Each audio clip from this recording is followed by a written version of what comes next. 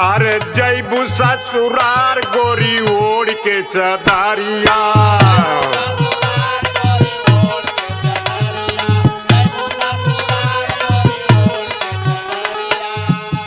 अब दाग न लगे पावे लाला की चुनारिया।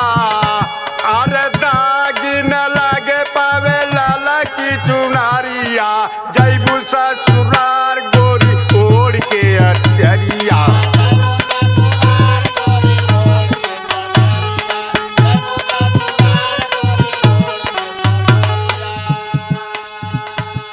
कि जैबू ससुरार अरे से जिया पपिया घुघुटा उठाई है।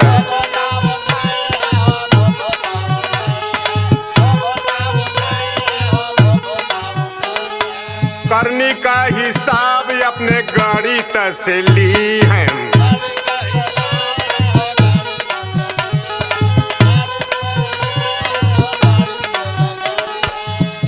अरे पूछी है कमाई कवन कैलू भरू मारिया।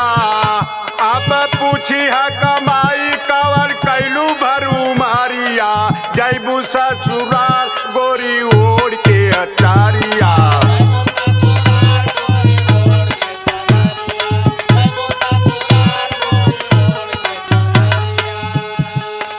चार गो कहार मिलके डोलिया उठाई हैं।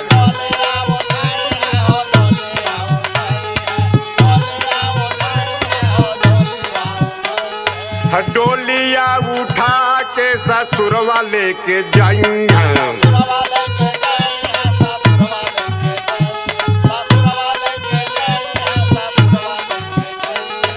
चल ना बहाना चाहे खैबू कितनो किरिया। अरे चल ना बहाना चाहे खैबू कितनो किरिया। जैबू ससुराल गोरी ओढ़ के चचरिया।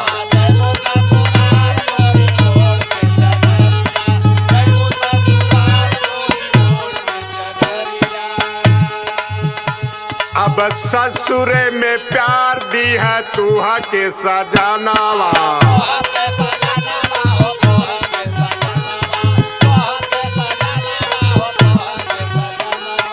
रखिया संहार गोरी अपन दमानावा।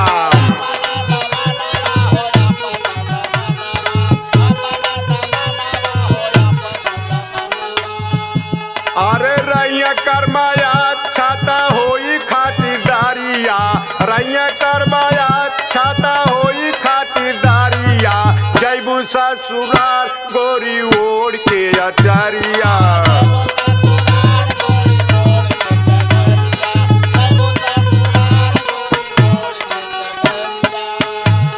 अब प्रजापति प्यारे का है माया का बाजार बा।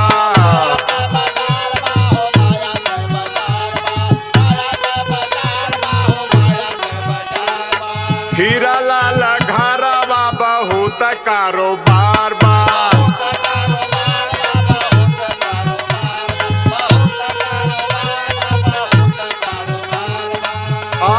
रे दर्द मिली दोस्त का तब बरस नजारिया। दर्द मिली दोस्त का तब बरस नजारिया। जैबू ससुराल गोरी ओढ़ के अचारिया।